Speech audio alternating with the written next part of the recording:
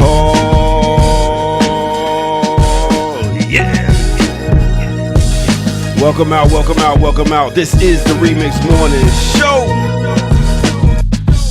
And I go by the name of the Ear Doctor in case you didn't know. And we are bringing you that boom bap breakfast. But yo, can't do it by myself. We got the crew coming through. You know how they do. You know, we get it sick like the flu. Let me introduce you to Geechee, and Dr. Jared Ball. Yo, what is this funky Mama Biscuit-esque? Get a drummer something. Get a drummer something. Nah, serious. That Get the is drummer something. that is Timeless from Mobb Deep. Really? That was off their infamous album. Yes, sir. Wow, that got lost in the recesses. I appreciate you. I give you a little bit more. Infamous too. Fuck is that shit you rap? It's not truth. We are timeless. I've completely forgotten that track. That's excellent. Yeah, it was hard. This ain't on the infamous album. This is on infamous Mobb Deep. They later albums. Like, yeah, you probably hear this one. That makes sense. Now I feel better. Yeah, that's what's up. What's up, Ear Doctor? What's up, Geechee? What's up, remixers? Hey, we here. Coolin', man. We got the Black Project 2025 popping off, so we winning. You know, the Black sisters are that joint is hilarious. Sitting on buildings watching the earth burn. You know, all love for the Black folks. Yeah, it's wild out here. Did folks see this? I don't know if you didn't. On Instagram. It's on my Instagram. Man, I just pulled it up there. Oh yeah, we did put it in the group chat too. Yeah, watching the world burn, sipping coffee, lattes. Can you click on it? You can click on it, make it bigger.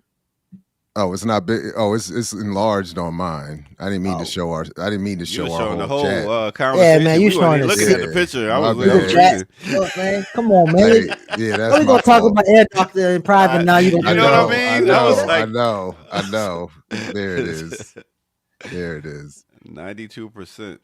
92% saying they showed out for Kamala. Y'all let it burn. So they're like lower than that too, right?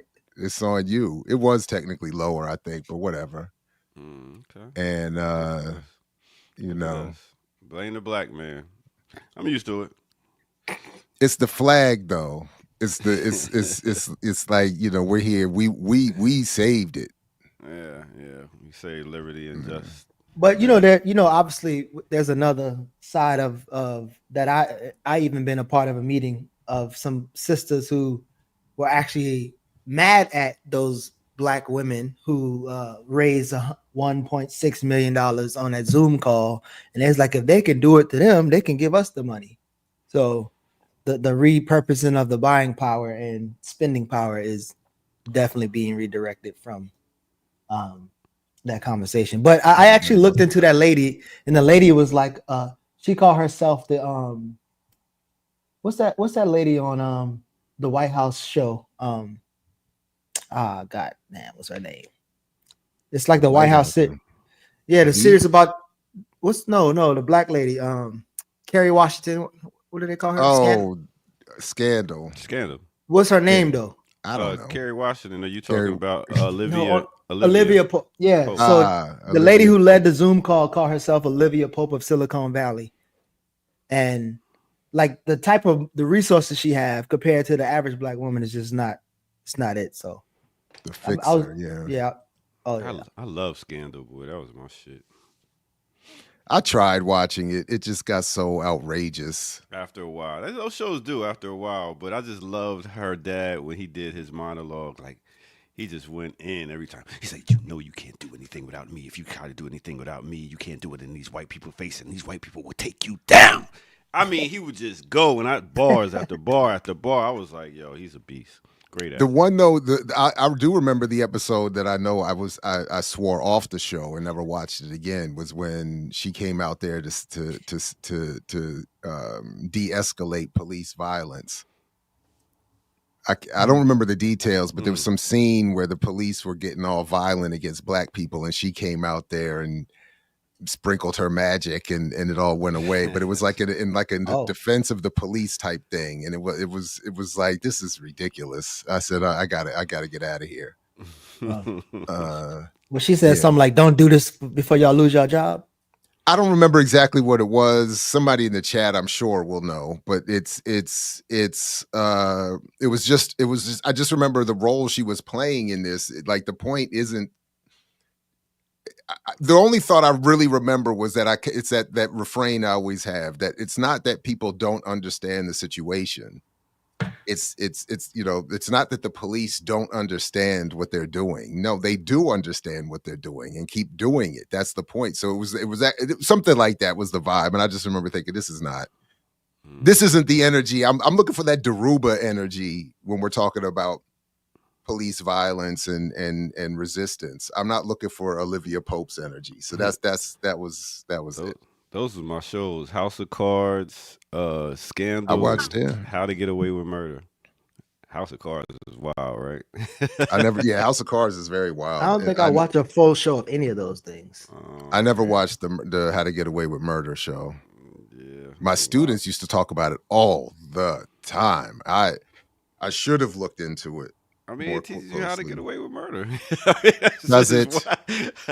Does it? You would think, right? The only thing I remember is that she failed the Kamau test. Oh, definitely. And it was like, so we're doing all of this for that? I'm like, Big up to Cicely Tyson, R.I.P. That was her mom in the show. So, yeah, man. I'm my mother took an acting class with her back in the day in New York. I always remember that. Yeah, nice. She was in an acting class. She used to talk about she used to ride the bus to the class with Tyson. Yeah. You ever did any acting? Any of y'all? I can see Geechee doing some acting. What you doing, man? Definitely. No, I mean I did do some dramas. No, for real, man. Like, I did the Nutcracker when I was in college. But I was like a lot of nutcracking too. Oh boy. Oh boy. Phrasing. Hey, where's the phrasing? Button? Where is that button at, man? I'm so immature. Phrasing. But not. So I was. He would step across the line habitually. He's a habitual line stepper. One of my professors, they took a couple football players, some skilled players, the wide receivers and cornerbacks, made us take some ballet classes so that we could be a part of the Nutcracker. All we did was pick the girl up and throw her around and flip around. But I remember when I was a kid, they talked about Lynn Swann taking ballet classes, and it helped make him a better receiver. Yeah. There's a couple of basketball. Not Kimba Edwards. Kimba Walker. He was ballet in New York all the whole time. That's why he's so nice with the dribbles. But and I took I did a couple performances in college for real though, but that's it. You should have seen the video I put together with my kids at the after school program yesterday. The choreography, it was all on point. But when we gonna get to see it?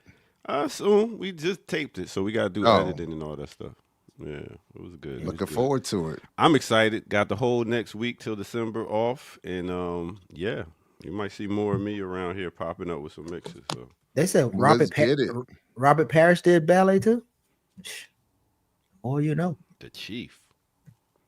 Yeah. So we got a dope show for y'all today. We got some guests coming up around 9:00. Who we got coming up? Claudia De La Cruz at 9:00. Nice. The liberation theologist. Gonna talk about life after. life after the election. Wow, because I wonder how people, how like what is Kamala doing right now? Like, was she like balling up in the corner, like crying? She's still a vice Please. president. Oh, Well, that's I right. I guess, forgot. yeah. I forgot. And she still will be in office somewhere, Oh, working for the That Democrats. is true, right? She still got to technically show up to work.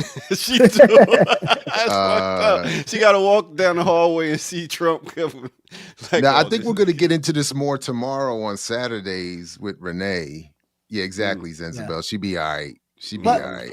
Plus, But- again, the thought that politicians don't do nothing after the elections, it's just pretty far fetched. Like they do a whole Well, lot throughout the year. One of the And- things that I'm hoping I can find some more out of. Hopefully, really, I was hoping Geechee would find it out. Is by tomorrow. Is where did she do with all that money? Because she spent. If I saw correctly, she spent over $1.5 billion. $1.5 billion. She spent $1.5 billion on this campaign. on ads. Well, I know that who? we're gonna look into the 350 that went to Rolly. And then apparently Oprah, that was nothing. Oprah got $1 million apparently. But my other question is, what are the rules with what has to happen with whatever's left over? But apparently there is none left over because she owes money. She's in the hole. Didn't Beyonce get a good bag too? I mean, what's Megan Thee Stallion's? Oh yeah, Megan. Quick fee. On top of that, like it's a lot of, if Sexy Red gets 150 grand and up to perform at Morgan's homecoming, Oprah got 2.5 million. See, that's what I'm saying. We gotta dig into this. We gotta dig into this. If I could interview her and ask her, I would be like, yo, you about to leave the White House. All that shit you promised, you can do it before you leave. Right? Right? Not all. I of it, mean, you can do some legalize marijuana. Wait, you can, she can't really do it. It would be Biden that's doing it though. I'm saying have to she's be the Biden. puppet for Biden right now. All she got to do. That's what. Man, I'm not I saying she's listened gonna to do Ben it, Norton. but all this promising you've been promising what you gonna do before you get out the White House, make it happen. Why are we still talking about Oprah Zenzabel? Because she's the most important Black woman in the history, In the world, Craig. in the history of the universe. What you mean? Why we still talk about Oprah? Who else is there to talk about but Oprah? It's our media goddess. The most important. She and Roland Martin, the king and queen of Black media. She's not only plastered in the African American Museum in DC. She has a mural in every Black college in the Is she United in States. that museum? She has her own room. Remember? Not remember. I haven't been. I have Mm. my own She little- has the whole Oprah room. Oh wow. Yeah. Oh my goodness. Speaking of you know what though? I'm a mess though. I admit it. Look, so I do have a standing boycott against just museums in general. Mm. But The prisons.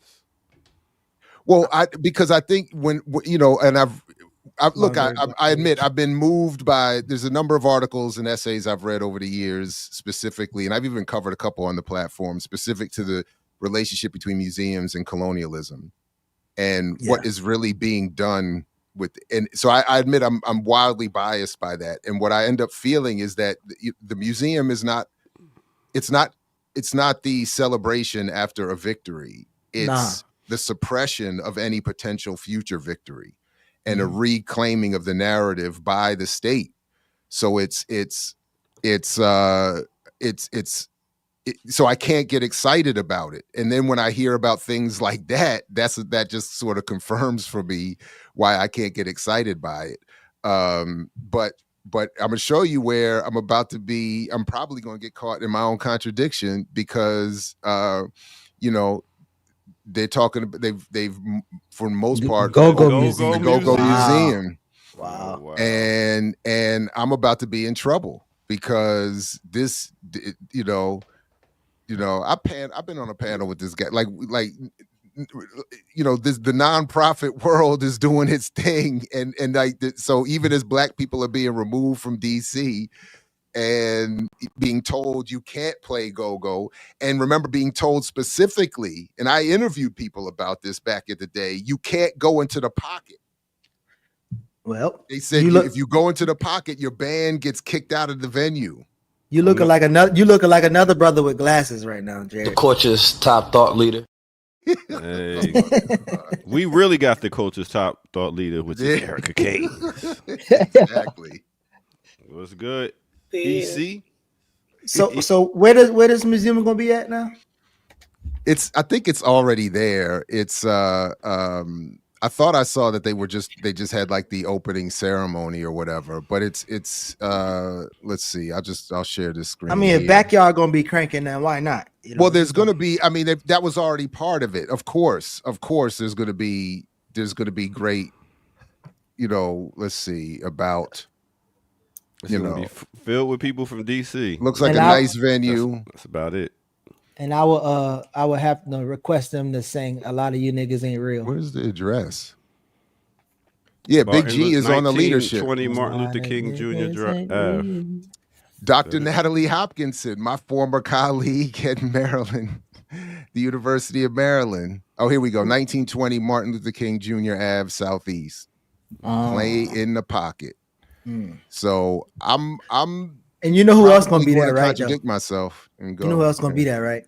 That community police from DC who be doing go-go. Do you know they're gonna be there? Of course. Of course. I used to work at the Apex Museum down here in Atlanta at the African Museum, and it was kind of depressing going in there every day and talking about slavery and stuff. But yeah, what a job. Just FYI, so unfortunately, so let's see. Claudia is going to be a few minutes late. Some transpo issues. So just FYI, she'll be a little bit late, closer to 9:20, I believe. Hey, Erica, did you ever go to the museum in DC, the Black History Museum? I heard that thing is humongous. I feel like I have not been there. Huh? I have not been there. No. Well, when it first started, when it first opened, it was like big to do to get in, like these long waits, and it was like monthly waits and things like that. And now it's been years, and I still haven't gone. Yeah. Have you been? Nah. I just feel like it'd be depressing. Like you said, most museums seem like they're depressing and shit. Like I don't want to go to the MLK joint down here. Like, I think the most depressing. So I had to go 3 times. Because I was doing youth programming in Baltimore, and so I think the first 2 times was that, and then my friend who had some tickets too. But the most depressing part was walking up to the top floor and seeing DeRay McKesson video all over the place, making Black history. What? That shit was wild. I was like, I gotta leave. I'm good. That's enough. wait a minute, who was that? You don't know DeRay. He used to be like wasn't he the most popular person on Twitter at one point? He wear the the dude with the blue vest. Yeah. See. Blue vest. Oh, he got a whole top floor? Well, I mean, he was on a video and they kept looping him on the video. I don't think he has like any the blue jacket, the blue vest might be in the damn museum now. That's what I was thinking. I know the blue vest. Yeah, so Nene is in it. Who that? Nene has a display. Neely. Nene. Oh, Nene who? Nene Leaks. I was about to say Nene Leaks. Yes. I definitely don't know if I can make it there now. She has a display in the African. African. I don't even appreciate that. Wait a minute. She's done that much for the culture where she has something in the museum. Black history? No. Oh my God. Where are you we want to give at? LeBron and his son all kind of, but Nene can't be Black history?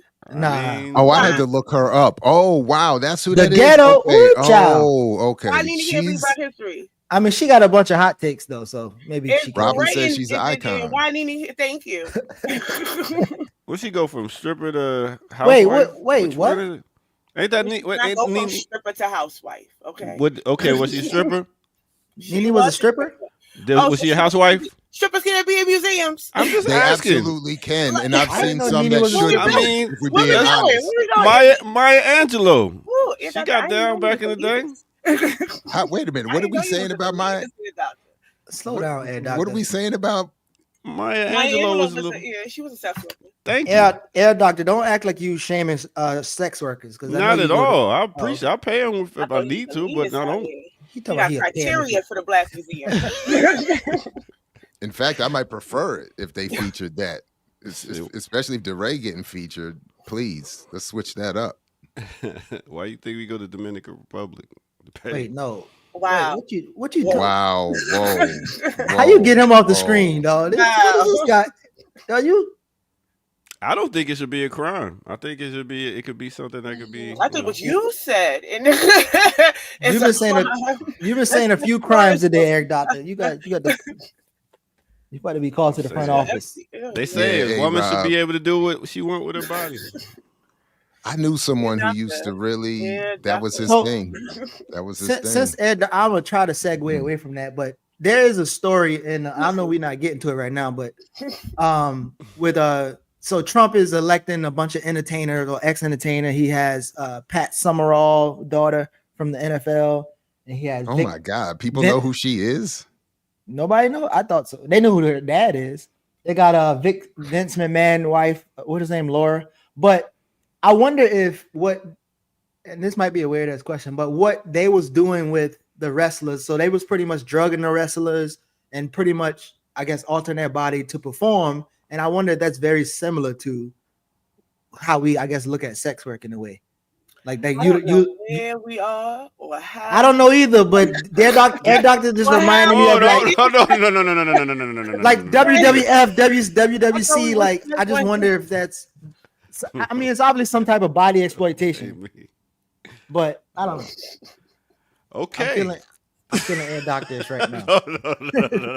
I was confused by that. I was confused. But what would you call? What would you call it? Like, what would you call? I mean, that I guess steroids. They're drugging the athletes, and I guess forcing them to perform. It's called. They forced them. One, the steroid uses in terms of the WWE, WWF, the way that was depicted in the McMahon. Because he talked about taking it himself. Like there was a time when this was legal and everybody was on it, and then there was a doctor who continued it. So the question there is like, was that even a forced thing? Like obviously it's illegal now, but were they like they had to do it? Because I don't know if that was ever said or depicted in that way. I think the people who took it and got caught, like Hogan and all that, they talked about that time, but they were actively engaging in this intentionally. It wasn't like, oh, you had to do this in order to keep your contract. Like in their mind, probably, like that's something they probably thought, like because they were getting older, there was a lot of physical intensity, they had to do it, but it wasn't something that was like contractual, like if you don't. So I don't know to what extent it was forced or what extent it was like the sort of nature of the industry kind of thing.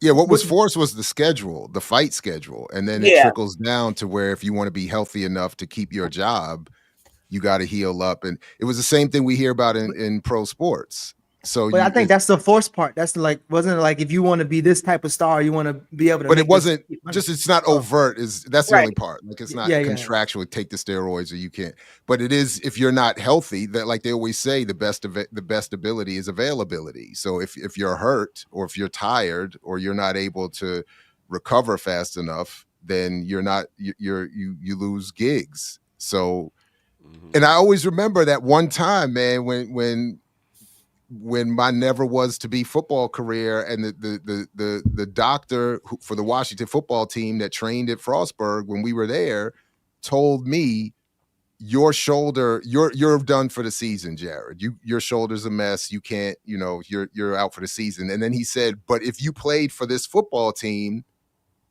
he said, we would shoot you up and have you on the field next week. That's exactly what he told me. So in real life, my season was over. But if I was a professional football player wanting to keep my job, it would have been a whole bunch of cortisone and whatever other stuff, and to get me out on the field. And I've always remembered that. So I have to assume that is just pervasive I think when I you're know. signing these big contracts, you pretty much giving your body away. It's like, all right, because as soon as you get hurt, they can eject you with this, that, and the third, and it's just like, all right, It's I'm before fine. it's before the No, contracts though. Yeah. Because Wait, Ricky, let Ricky. This is the way y'all keep saying it. Like, I don't think that they just be like bad with the needle. I think people like there's a consent given for them to do it, and I think that's.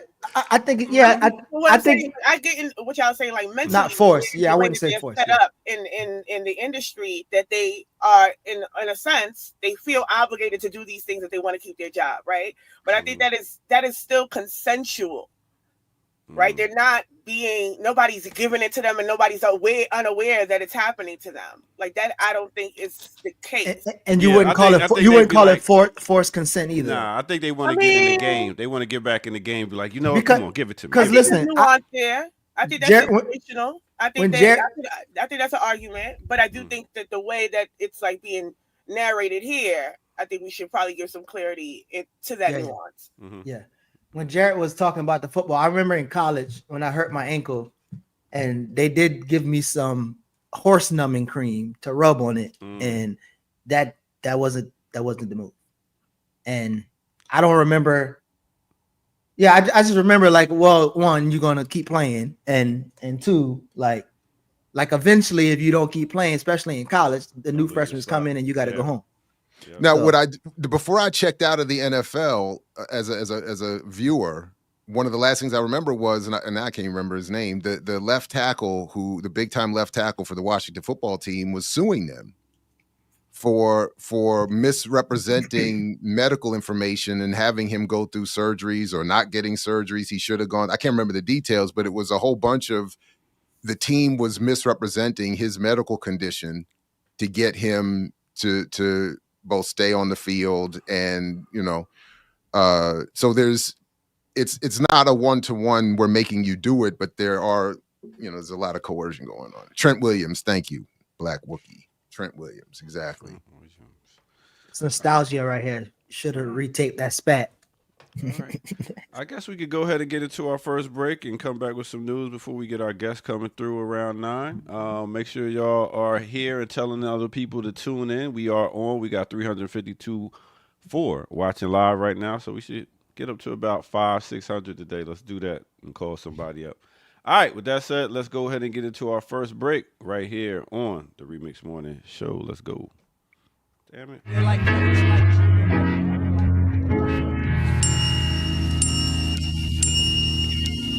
Let's get into a remix on a remix.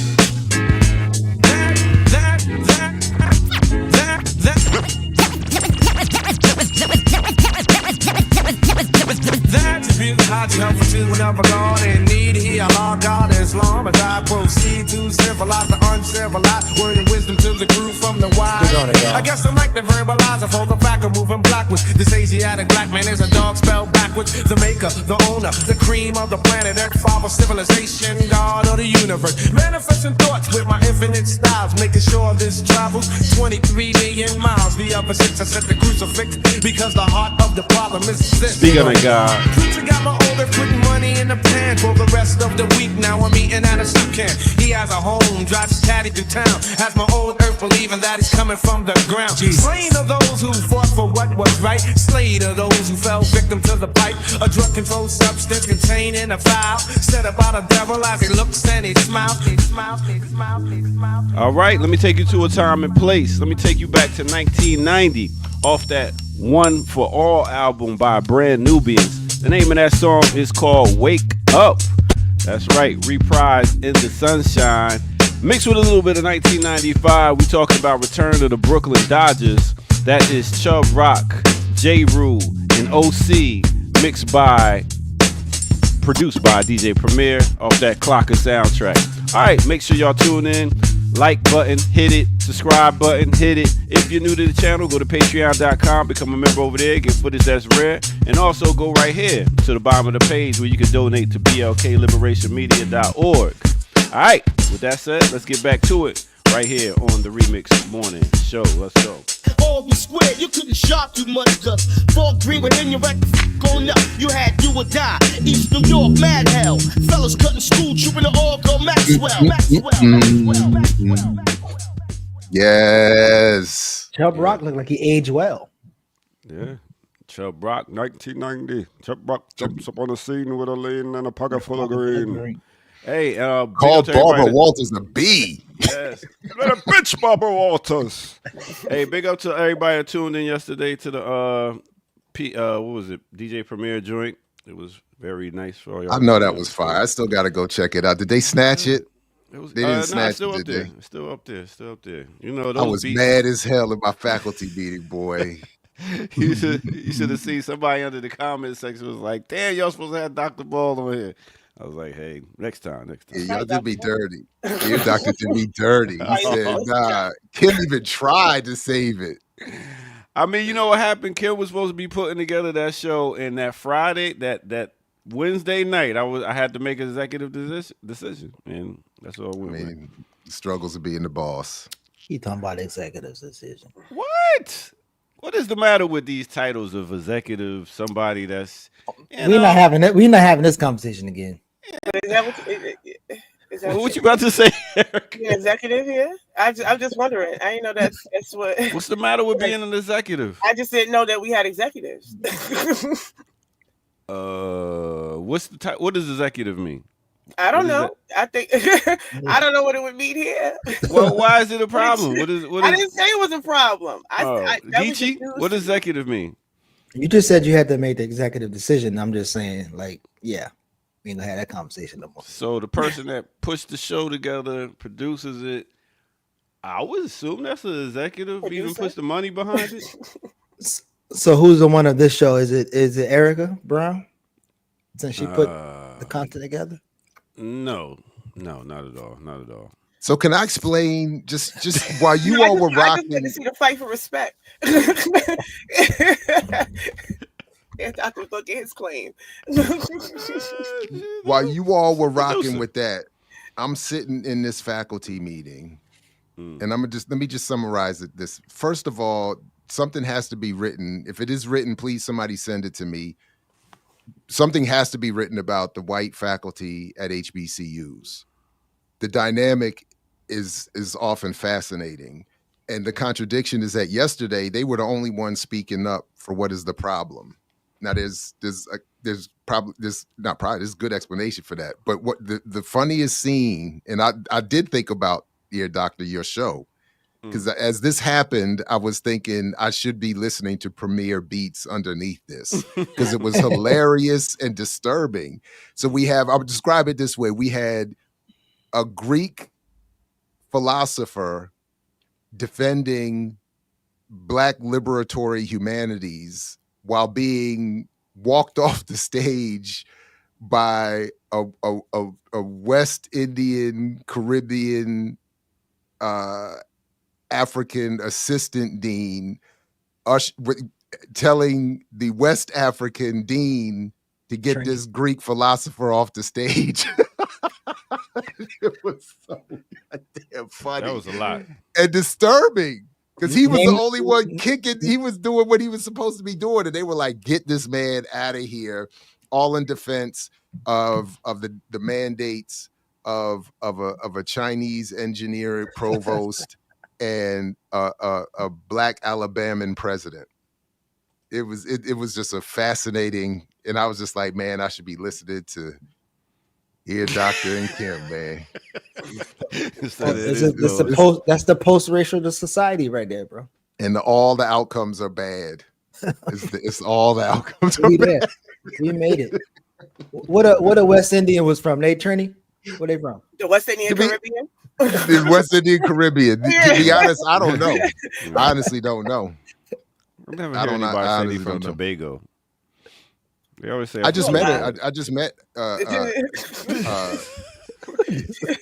she said she was like, I only claim Tobago, something like that. Oh, yeah. Never hear nobody say I'm from Tobago. That's not true at all. Oh, well. Oh, you know who I talked to? Oh, my bad. Let me get out of here. I got no, not Chinese engineered. So that was the point.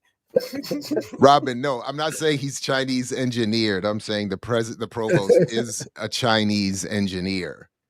And the backdrop is the STEM versus the humanities war. the low intensity warfare between STEM and the humanities. So that's so no, yeah, engineering. All right, so should we? Yeah, go ahead. Go ahead. There is to that point. There is something I was sent, and I didn't really get a chance to see it, but it's Morgan related on Fox Baltimore. So I'll pull that link up.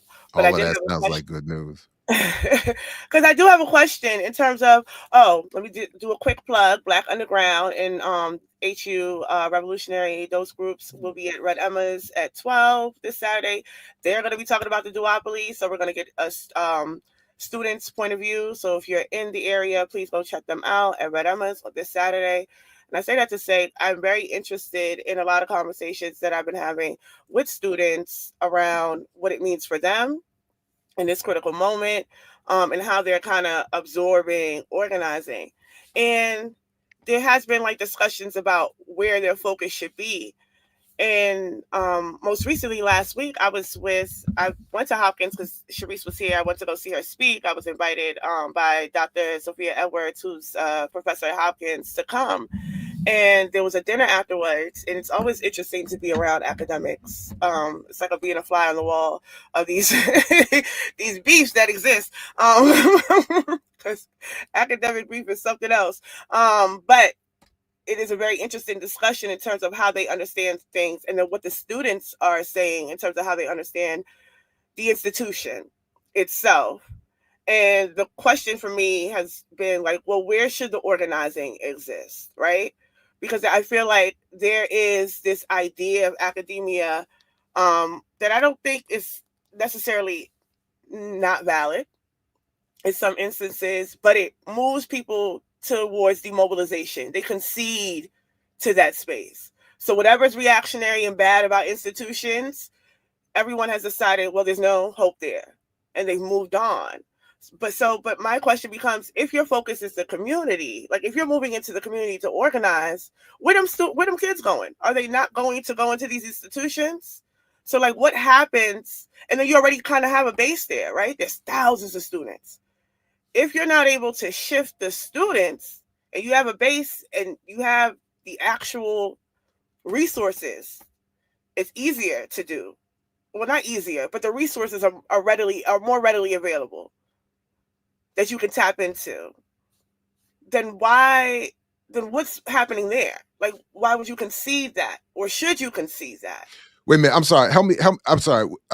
You're saying why concede the space on the university campus? Yes. Why organize outside of the university when you are a student, academic, professor on university, right? Like, why would you leave there? So, or should you leave there? And that's really where the conversations that we've been having about in terms of how do we understand it. And then even in the context of overturning these backward ideas that we're seeing, if there's an understanding that these institutions create a particular kind of model or a particular kind of worker, right? Then where's the intervention from that? Like, certainly people can go on to be engineers, but do they need to be engineers that work for Google? Like, do they, right? So, but where's the intervention for that happening? Does it need to happen when we catch them possibly outside and say, here, take this flyer? Or are we flyering each dorm room, sticking things under the doors and telling people come out, or sending out information? This is what your university's been up to. Like, where is the struggle happening? And why is it so easily being conceded in one space to come and collectivize with 100 other organizations that's already in community? My first immediate reaction is that I think there's a parallel between the arguments historically made between why white liberals end up working. I remember Kwame Ture, one of his in Stokely Speaks, is that he makes the point that white liberals end up wanting to work with us because they already know they're afraid, or they feel like they can't, or they're afraid to deal with the people in their own community. And I think there's a parallel there. It's definitely easier, I think, as a faculty member to say, I can't win with this institution, So I'm going to go link up with people already doing, and this is one reason why there's this struggle to expand. So I think that's a problem. The other thing that from my own experience, I don't know, I think other faculty are better positioned to do different things, is that if you are exposed as some form of political threat to the institution, you get cut off from those resources. So you don't have, at least relatively speaking, the kind of resources to bring off campus, and then you're cut off even from building with other faculty on campus. So there's this marginalization that makes that, in some ways, can politically neuter somebody on campus, and then again it becomes easier to just go drift back off into the communities where people are already doing the work, and then that connection that I think you're talking about is either severed or just never built upon. So is the question why they won't take the risks to do such things on Not campus? necessarily why they won't take the risk. I think ultimately it does become a question of risk, right? But the question really is about conceding particular spaces. If it is that if you have not, like, the way I'm seeing it, right, especially in terms of the campus layout, if there is a base there already, backwards as it may be, why struggle elsewhere when you still have to deal with these folks anyway? Because once they graduate, where they going? Not back into community? And where they coming from, if not from community? So why is that space being kind of jumped over? Especially, like, Daruba has said it, Rafiki has said it. These are struggles that have already been won on campuses, like getting ROTC off and things like that. So there's a history of that I think at this point there is such a distaste for these institutions and what it has created in the aftermath, especially through the nonprofit industrial complex, etc., that people are like, like anybody, like academic at this point is a slur almost. Like I get called an academic and I'm a dropout. I don't got no degree nowhere. But if you sound a particular way, like it's like attached to intellectualism in some kind of way. So it's looked at in a particular way that people don't even want to really engage it, because it does create a petty bouge class. It does create these dynamics.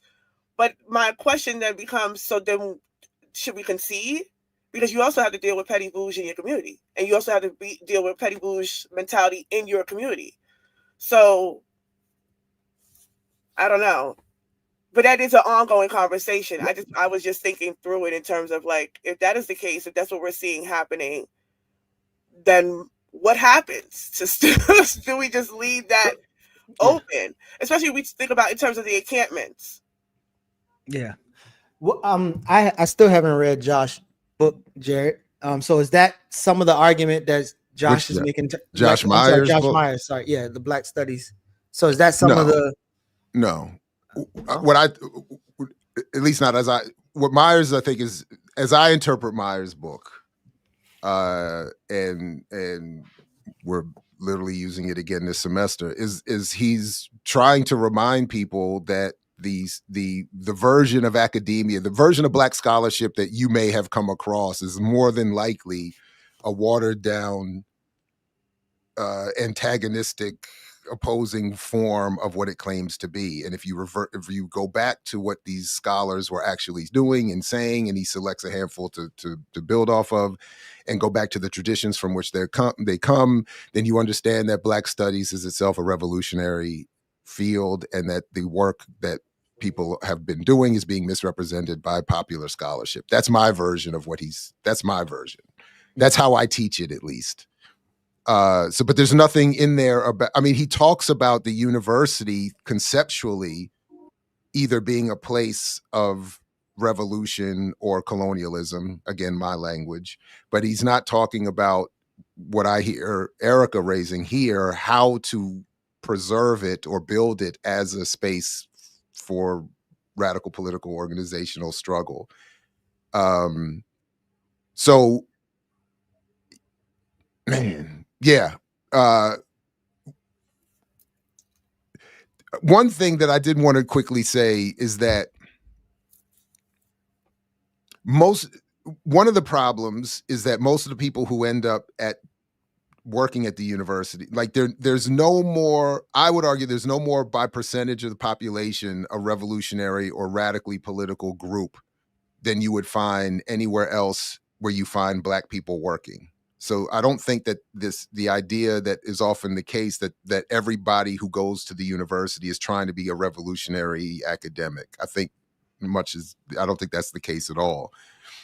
And then just going off of what happened at the meeting yesterday, just as a quick example, without any IDing anybody, one of the faculty members who spoke trying to address this problem with the attack on the humanities was also someone I had 15 years ago tried to organize with on campus, but was reporting indirectly yesterday what has happened as sort of a result of what I would argue we were trying to do back then, which is defunding of his department, removal of lines of tenured faculty, a collapsing of departments. In other words, they're creating what was described yesterday as Frankenpartments or something like. They're putting departments together that traditionally should be separate, all with the idea that whatever level of humanities the state requires of the university can be passed off in the context of STEM,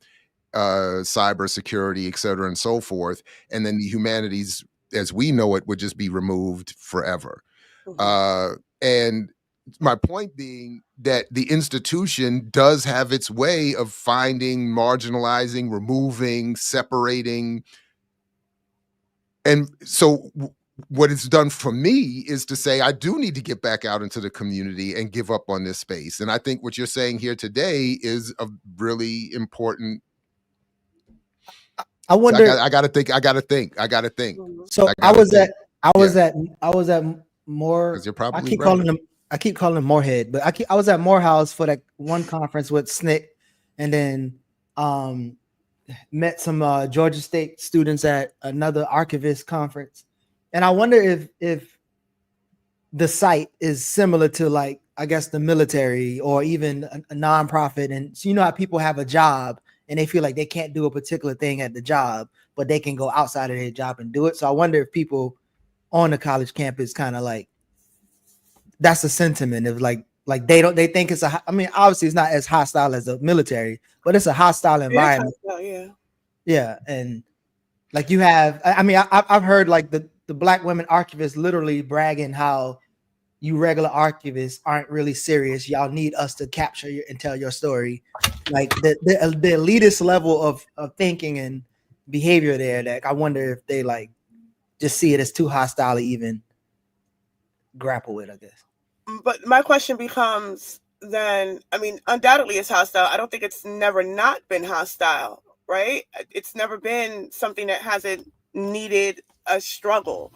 So my question is, if it is so that they do isolate, what is it to build in a way that it cannot isolate so strongly? Like if you are because it's not, and I'm also not talking about just strictly organizing on campus. What I am saying is the idea that you cannot organize on campus, or it's conceding it in totality because you think that it's just like a lost cause because of how hostile it is. And that's my question that I'm raising, because what then happens to those students, those faculty, if it's not even poached, right? If it becomes an issue, because look at what happened. I mentioned the encampments, but in the aftermath of those encampments, look at these universities and how they have come down. And if there wasn't a particular level of solidarity amongst them students and staff, it would have been, like there's been arrests.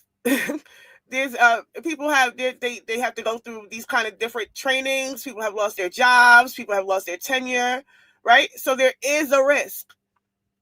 But they have not necessarily said, we can't fight for the Palestinians anymore. So what I'm saying is, or we need to take this off campus. So what I'm saying is, then when does it become a focus for student and faculty organizing to organize student and faculty, because the way that it is that, there is the joining other organizations, which is good because that does keep you tapped into the community. When we come to Morgan and we talk about the 1033, the importance of knowing that Morgan has a 1033 is to know that it's not to protect anybody at Morgan, but to use on Eastern Baltimore. So in that sense, but how many students understand that? Where's the advocation against it? Like, how is that getting built? How are people even knowing about it? So again, if everybody around Morgan knows about the 1033 and nobody at Morgan knows about the 1033 and Morgan has a 1033, you see what I'm saying? So that's, for me, becomes so do we concede that space? And then what happens to that?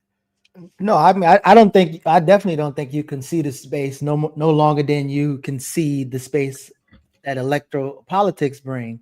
But I think the approach has to be, you have to have another conversation about the approach. And it seemed like one would have to go off campus like Maroons to organize with the people to come back with a better strategy on campus.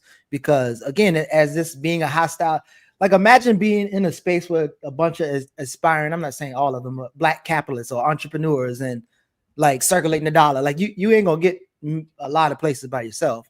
So to come with people who are off campus who actually are probably more expert in that thing than you, like, yeah, it seemed like off campus, on campus strategy as opposed to, but I don't know about conceding. So I really haven't heard, especially the students I talk to and work with here.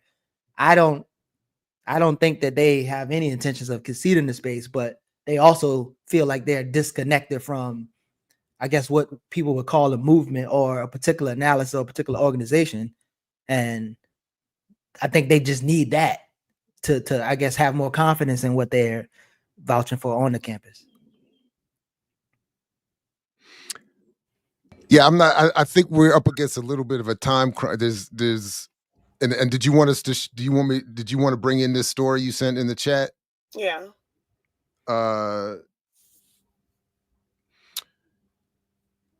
So I had not heard about this, but of course, Fox News Baltimore says the headline: Mayor Scott's reparations scholar bashed white women, refuses to celebrate Thanksgiving. And of course, that's my old boy. That's my man. That's Ray. Dr. Ray Wimbush. Y'all should have done a skit, Claude and Ray. You should have been Claude and he was Ray. That's what y'all should have done. You know what? He is. I have the pleasure of being in a committee with him now. We are set to host a discussion with him about this reparations commission. We've just had to delay it for some issues he's dealing with. But I had not heard about this. Ricky, do you want to say? You can read it. I don't know if can you hear me well? Yeah. Okay. It's up to you. Now I hear you better. Yeah. Okay. Sorry, because it seems like my computer is doing some nonsense on my end, but I see it's up. But I think. We might have to come back. I'm sorry. Go ahead. Yeah, it says Mayor Scott's reparations scholar bash white women, refuses to celebrate Thanksgiving. A reparations official appointed by Baltimore Mayor Brandon Scott has a history of making politically and racially charged comments. An analysis by Spotlight on Maryland found. Ray Wimbush is a research professor and director of the Institute for Urban Research at Morgan State University. His scholarship focuses on the developmental stages in Black males, public policy, and its connection to compensatory justice, among other topics. Wimbush was one of the several individuals appointed to the new Baltimore Community Reinvestment and Reparations Commission last week. The commission will be responsible for making recommendations about how to spend tax revenue acquired through the sale of legalized cannabis, with a focus on communities that have been disproportionately impacted by the enforcement of the cannabis prohibition. Prohibition. Our Community Reinvestment and Reparations Commissions is tasked with two things: determining for which purposes these funds can be used and directing the expenditure of funding to the community-based organizations for services and programs intended to benefit the hardest hit communities in accordance with the state law. And this is what Mayor Scott told the Afro. So what they're saying is that he is a racist, basically. You And said coded white people. See, y'all should just say Bucker. Just get it over and say Bucker. Keebler is still my favorite, but yeah. you know, It's because they said that they're going through his Facebook page. So they said when Bush's Facebook includes several usages of coda language. Yo, they need to leave Ray alone, bro. That's the guy. Yo. look, man, Ray is really accessible to the community too. By the way, I like that guy. he's very accessible to the community, and I will continue to say as often as I can, he's one of the few faculty who work within these institutions to help other faculty. Mhm. So, Yeah. but he But they said he's a racist, basically. But and he said they got him on X saying that Thanksgiving, claiming white people need to celebrate the Nat Turner slave rebellion before he considers celebrating the holiday. right. They have a quote that's where Ray says, "I'll celebrate Thanksgiving when white folks celebrate Nat Turner's rebellion." So when they reached out for comment, he said that his quotes have been misinterpreted.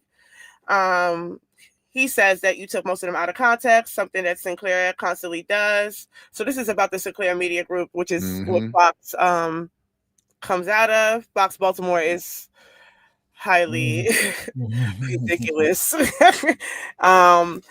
But yes, this is most of the article, but they're putting a spotlight primarily on him, low key on Morgan, and they're really trying to raise a particular contradiction around whatever's happening with reparations, which I think, you see, when they do things like this, you find yourself having to defend things that you normally would have no interest in even partaking in a conversation.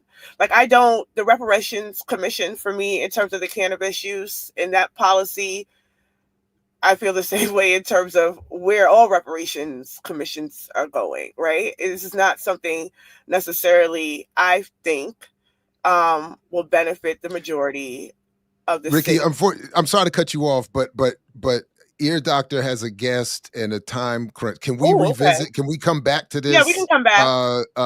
And maybe even when Claudia gets here, we can continue the discussion. But Ear Doctor, go ahead and it's all good. I see y'all was about to get into it. But we're gonna take a quick break, and that's the cliffhanger. That's how we get y'all to come back. Make sure y'all come back to this conversation. See, he on it. He's executive producing. All right, here we go. All right, let's take a quick break right here on the Remix Morning Show. Let's go.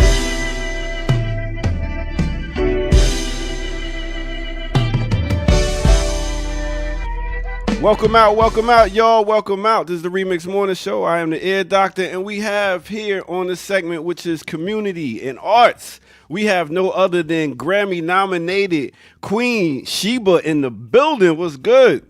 What's up, Ear Doctor? Thank you for having me. Long time no see. When did I see you? August? I know, it's been a minute. You always on the move, rocking these shows here, there, and everywhere. So, I get it. I appreciate it. I love that conversation. I was like, how can I get in there? That was intense. Hey, man, this is how we do it every Tuesday through Friday on the Remix Morning Show. Tell me what's going on. What's new? So what's new is, as of November 8th, two things. As of November 8th, I am now a two-time Grammy-nominated spoken word poet. Nice. Right here in Atlanta, 30310. Can y'all see my push? Oh, that's my old zip code over Cascade Road. That's right. West End, Sylvan Road. I live off of Sylvan Road. I'm so proud to be the only poet in Atlanta that's been nominated in this category, and all of the support that I've gotten from the entire poetry, spoken word, live music, singers, songwriters, comedian community in all of Atlanta, the entire South. And I'm really super excited about that. And I'm also the only woman that's been nominated back to back in this category. Nice. So I'm super excited about that too. So Miss Dia is having a birthday, and she's celebrating 20 years in Atlanta. Wow. So she is our feature at Poetry versus Hip Hop, which is at City Winery on Sunday, December the 8th. So Sunday, December 8th, just in 3 weeks, 2.5 short weeks. Come on out. It's Poetry vs. Hip Hop. If you've never seen Poetry vs. Hip Hop, we're almost 10 years old. Yep. And it's a fun game between poets and MCs. But this time, because of the Grammy nomination, everybody from the entire city is coming out. We have April Sampy, who is our special musical guest. Philippia Williams is coming out to do a cameo. Malcolm Jamal Warner is coming out because he Nice. produced the track and did a feature on my album. So he was like, "Let's do our poem." I was like, "Let's get it." Big up to And Theo Huxtable. Keep going. hello, right? Exactly. Theo Huxtable, the resident. Now he's on 911. Yeah, he's doing I it. mean, he's doing amazing things and also putting Atlanta on his back. He lives right here in Atlanta too, so that's super great. He could have lived in LA, but he decided to live in Atlanta, so that's awesome.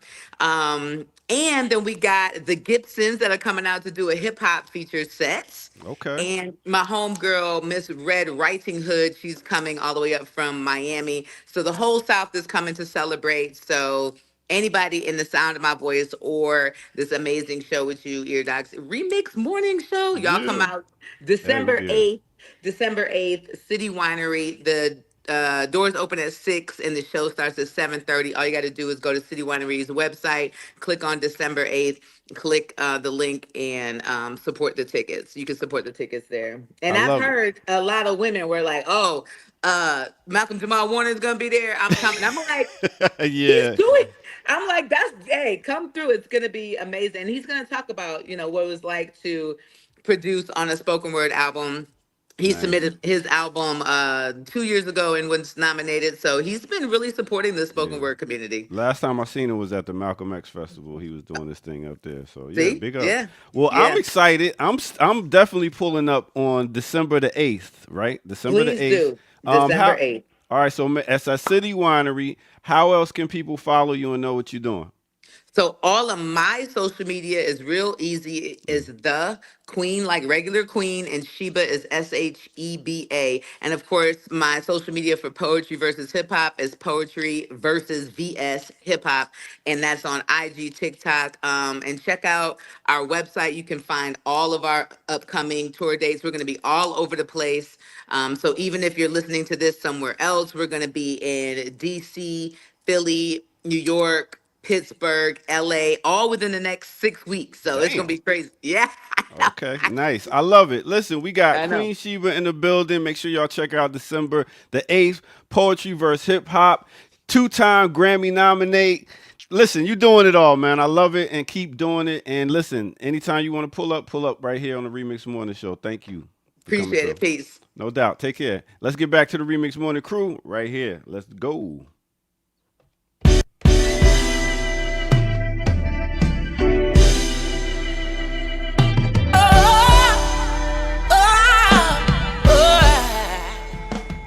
Yeah. All right. Congratulations. Yeah, man. Got people. I seen also in that category, Mad Skills did a poetry album. You could put Mad Skills. Really? I was like, wow. Yeah. So he's also nominated for a Grammy. Big up to that sister. I've been seeing her putting in work for the longest, and I really appreciate the fact that she's still out here doing it big. I'm riding with you to the City Winery because that parking in Atlanta is just not it. Oh So my I'm God. riding with you, bro. I hear you. You got Uber everywhere around here. All right, so that's what it is. I'll catch y'all later. Literally. All right. Welcome back, everybody. Remix Morning Show. Please like, share, subscribe. Support the platform, blackliberationmedia.org. Link is in the show description. Discord, Patreon, all that good stuff. So yeah, I mean, we have a few minutes. I think Claudia is going to be a little late. We can go. You know, Ricky, you were saying about the shortcomings of, well, my word, the reparations project. But I was looking forward to, and Queen, if you want to stick around, come. You welcome. Yeah, come through. Yeah, she. I think she stayed back. Yeah, pop back. Yeah, pop back on camera. You can jump back on. But why? But I was hopeful that, you know, I was liking the idea that I was contributing to a reparations project. You know what I'm saying? You know what I mean? Like, why shouldn't tax revenue? But is yeah, Marilyn Mosby is Marilyn Mosby in that? Does that sound like her bag over there? Ain't she trying to get the week? is she No, even still there's in a plethora town? of groups that have been involved in trying to ensure some sort of policy that is beneficial for um, Black communities, but more so Black business class that could invest or buy into the legalization that was oncoming. And now that it has been legal, those policies are set to roll out. And there is, I believe, this reparation commission is decidingly thinking through what is to be done with this money. Right. So that's what that is. So skepticism aside of that project, the article itself is obviously attempting to sort of smear the entire concept, but by just using Ray as a reason to not get behind, because ultimately this is just a general racist project, right? So the way that they're even depicting or using like racism in this way to smear this campaign. Obviously, this is the Sinclair Group. LBS has been on here talking about their work. The Question H got voted down in a referendum recently with the coalition of groups, with including Ujima, LBS, and the Green Party. I think Renee spoke. That was on Renee last week. That spoke to it. A lot of this has been, well, not because of the Sinclair Group, because they're a little litigious, but there is a man. They're a little litigious, so I ain't gonna throw that out there. But the man himself, he has a particular politic that obviously comes into play in a lot of what is going on with what the programming work of the Sinclair Group is doing. So it's a reflection of a politic that's more obviously conservative than others. I guess that the Afro, because the Baltimore Sun ain't that much better, either, right? And now it's has new ownership. So, but I say That's right. Yeah, these are the kind of contradictions that is erupting in the city. But again, Ray comes from HBCU. That's in the city. So what is that? So a lot of it becomes that question, right? The reparations thing is obviously something that's going to affect the entire city. And someone from a university is on that board, and he in university is being attacked, right? So where is the cross points happening? How do people even know that this is happening? What is the organizing around it? So a lot of that is my question in terms of where the interconnections between student organizing, campus organizing, and community organizing, where in fact a city like Baltimore, there is so much intermix. Cop City is coming to Baltimore. I mean, Cop City is coming to Coppin State University. Like, it's coming to a campus, right? That was the proposal. We've talked about the 1033 in Morgan, but then also, we talk about one of the first heads of AFRICOM is a Morgan alum. So there's all these interconnections, the expansion of these engineering schools that are leaping into community. So why are things so siloed, or should things be siloed, or how should things be approached? I think it's the larger question that, students and I have been discussing, because there's a lot of ideas. There's a lot of things that they want to do, and it's really good, but effectively, what can be done?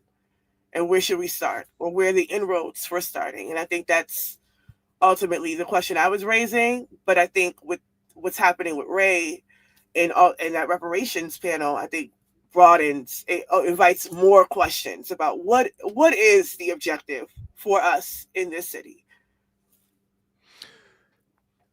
That's all of that's very important. And I mean, even I'm definitely gonna be working on this one for a minute. The reparations thing also, by the way, it's a commission that's been appointed that would oversee the distribution of grants that have to be applied for. So it's not, even with my sort of joke of exuberance or whatever, it's not it's not like it's an automatic redistribution of the tax base back to the most aggrieved populations. It's not, and it's something that. And what was disappointing to me in reading that, and I will, when we talk, I'll ask Ray more about what he thinks and what they hope the goals are, because I think, to your point, Ricky, how is this connected to what goal is an important question. But the idea that, so on the one hand, I like the idea of saying if revenue is being generated in a community, it should be redistributed. I'm not clear on is how does this effort get connected to making that more of a broad-based effort that makes it something more automatically institutional, and to what extent this is something that can be built upon. And then, of course, you're right that there would almost of necessity have to be some sort of backlash, and then Ray then becomes a nice easy target. Where, and let's just say for the record that anyone was offended by Winbush's Facebook posts or his comments about Nat Turner versus Thanksgiving. What in the world should that have to do with oppressed communities, suffering communities, getting some assistance from all the wealth being created in this society or this community? So it just immediately exposes, even if I was willing to say to somebody defending that complaint, okay, great, Ray's wrong. Everything he said is terrible. Let's celebrate Thanksgiving and punish Nat Turner again and posthumously. Great. Like, are you now going to support reparations? Are you now going to support something more reparative even than that? Right. But it says to make recommendations, so it's still got to be approved, right? So you can make recommendations where to spend the weed and the alcohol money. Yeah. And ultimately, I don't think they even are concerned with the process. What I think the article itself is attempting to do is make the entire thing a racist project. This is anti-white. This is against white people. And look who they have leading it. See, this is the example, right?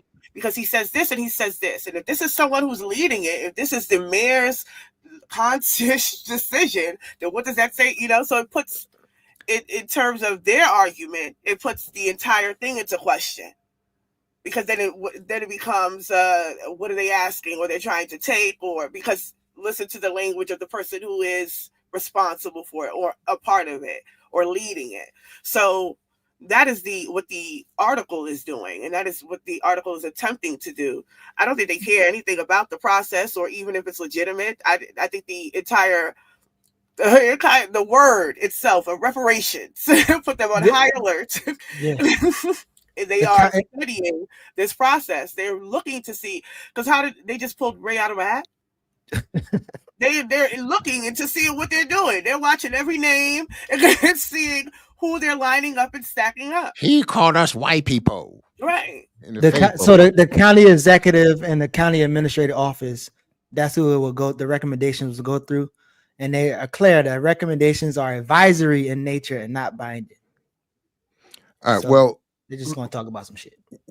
We can certainly extend this conversation, but our guest has arrived, so we can welcome Claudia De La Cruz, fresh off of her presidential campaign, continuing to work with the PSL. Welcome, Claudia, back to the platform. Good to see you. It's good to be here. Hi, comrades.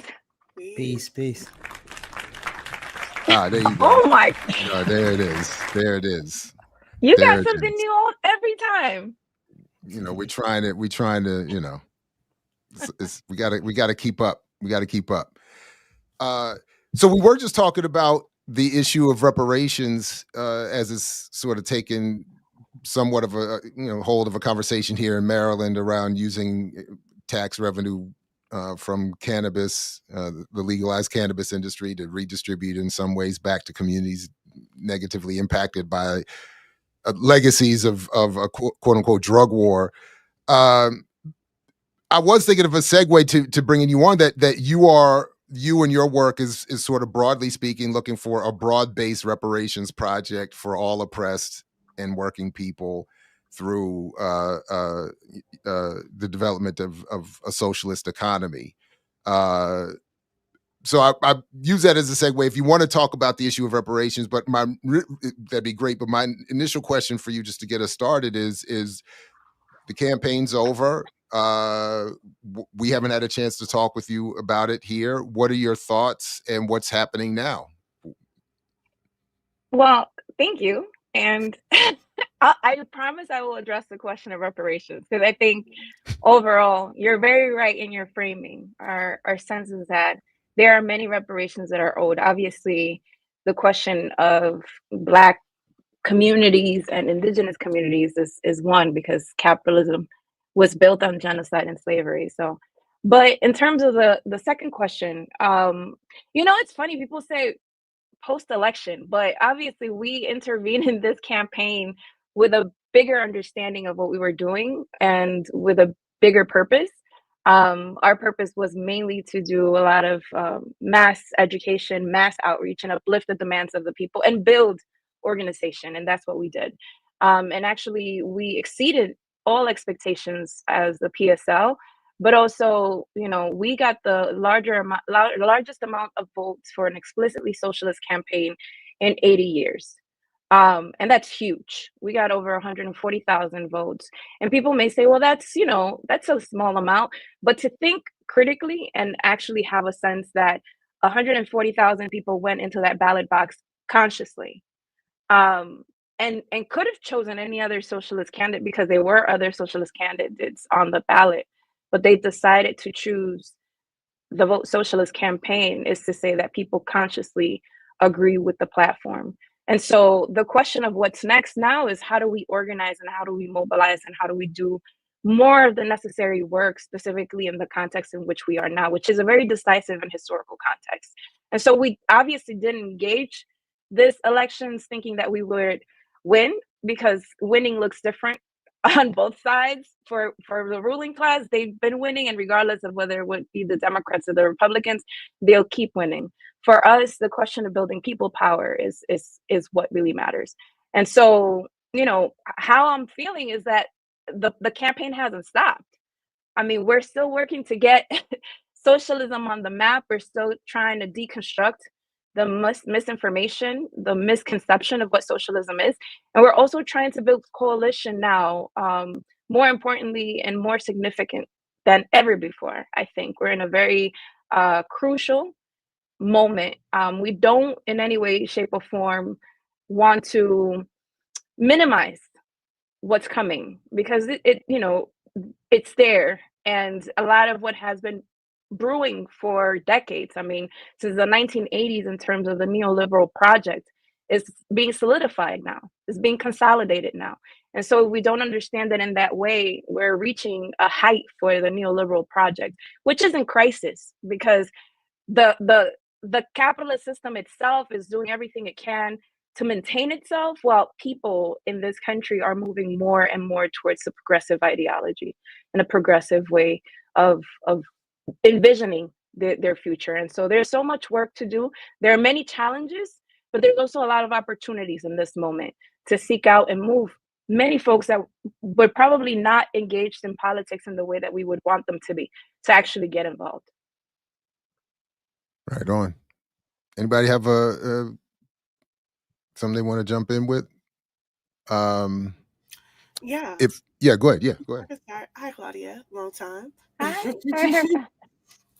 I think it's interesting. I appreciate that you noted that a lot of these conversation has been slated as post-election, as if the objective shifts because the election is over. So I do appreciate that you raised that, but I am wondering what now? And I think some of that is what Jared was asking in terms of where is not only PSL heading, but where do you think the left is heading? Where do you think the left should be heading? And what is the intention for the next 4 years of building? Because I know PSL this was not the first time that you all run candidates, and I do understand the purpose of you all running candidates. I think that's the more legitimate, valid reason to do it, to help build a base, create a mass, educate the people, get them all on board with a particular line. But does that what does that look like in terms of if you had 140,000 this time? What is the expectation next time? Like, what are you building towards to increase those numbers specifically, to increase the numbers of people that join organizations, not just PSL, but get involved? So I am wondering, what is the what now? I mean, I think that that's a great question, and it's precisely that. I feel like there is a huge opportunity for all organizations on the left to do the work on the ground to get their organizations growing. And what that means for the PSL and all of our organizations is touching grass, is getting out of the left niche, is actually being with working class people and making meaning of this moment. So we're going to have to go back to methods of organizing that, because of technology and because of many other different reasons, we have abandoned. COVID being part of it as well.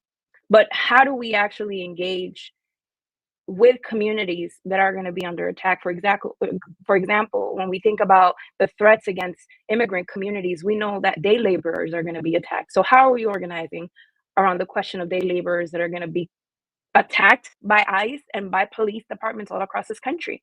Are we organizing committees of defense without thinking about the fact that, you know, we may not be undocumented ourselves, but we might want to put ourselves on the line and the levels of privilege that we have to defend that community? Are we going to do that with trans communities?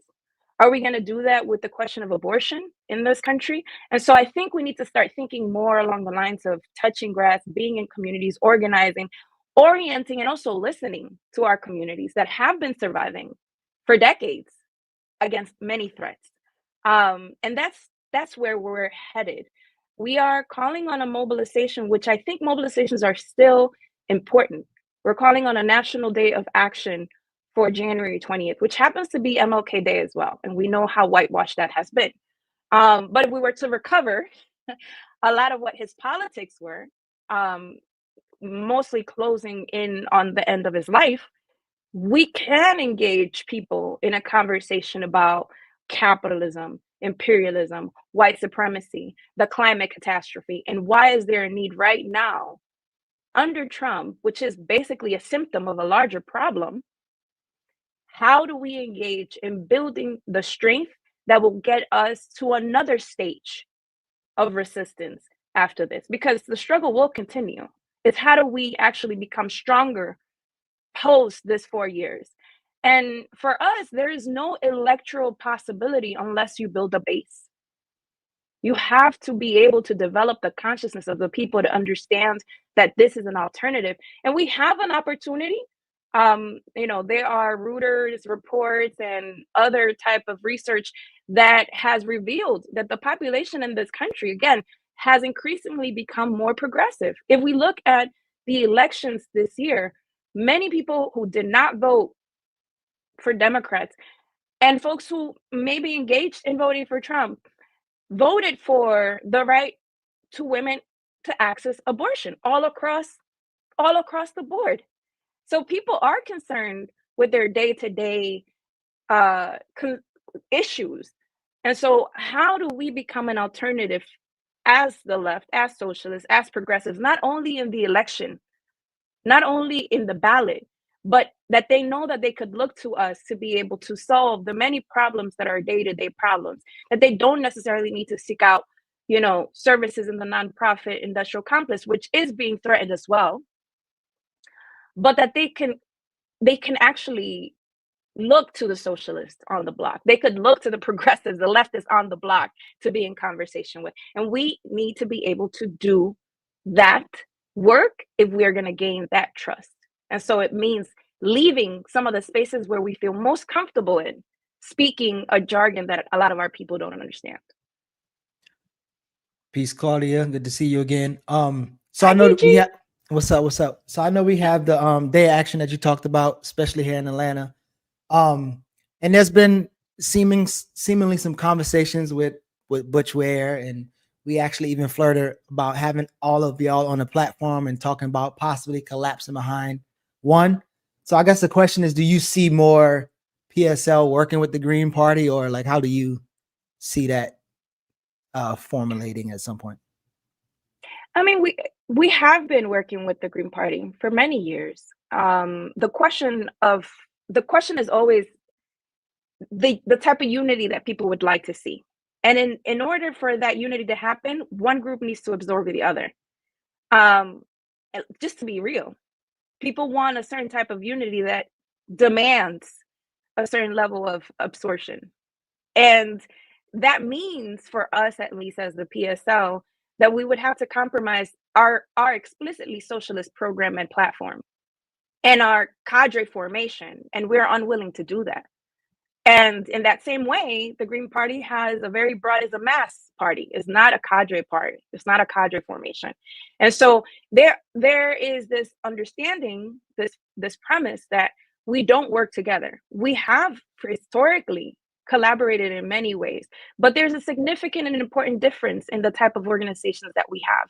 And it's okay for us not to be absorbed by each other. People in a democracy should have many different options. And so having a Green Party and having a PSL are part of those democratic options that people should have. But we do work together. Yeah, right on. That makes sense. Anybody else have anything pressing to ask, raise? I'm very interested myself in some of you've somewhat already answered this, I think, but speaking to the fears that were expressed in my classrooms again this week, that in the coming months, whatever relative freedom people have is about to be worsened. The Trump appointments are, I think, sending some shockwaves here and there. Mhm. Are there, so for instance, when you're talking to either immigrant populations or segments of the working class, laborers, or specifically racialized groups, are there certain tactics or even policies you are advocating people organize around, or efforts that people engage in that speak specifically to some of these lines of fear that are being developed from the coming White House? Or yeah, I'll just leave it I mean, there. I think we need to validate people and how they're feeling. I think that it's valid for people to feel, especially communities that were struck hard during the first Trump presidency, and understanding that he's coming in with a little bit more force and a little bit more like vengefulness against many people, many communities. And he's obviously organizing a cabinet. He's organizing an administration that is extreme right. It's not even ultra right. It's extreme right. With people, the deporter in chief was Obama, but it is his, deportations are basically that is taken on the task of continuing to do this, which also reveals, right, just how linked and how similar and how part of the same project the Democrats and the Republicans are, where someone who served under Obama is also now being called to serve under Trump and is considered to be the top-notch deporter in chief. And so I think for the communities that we're working with right now, and that we're building organization around this mobilization, which is the January 20th mobilization, the idea is to go beyond January 20th. The idea is to be able to build the local coalitions that have the consistency to work together across sectors of struggle, across sectors of work, to support each other.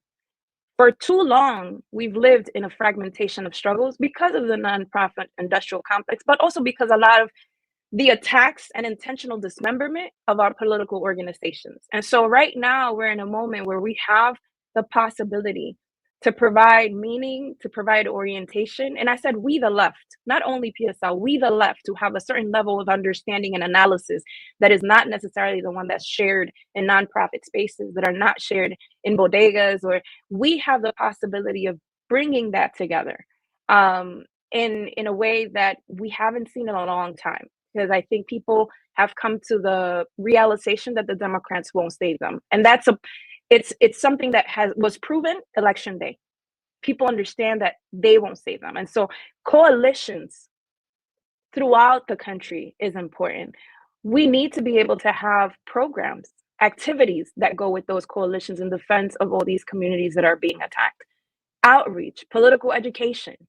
I think a lot about how radical, because there was a level of radical and revolution element to those free lunches and the schools that the Black Panther Party did at their time. They weren't happening.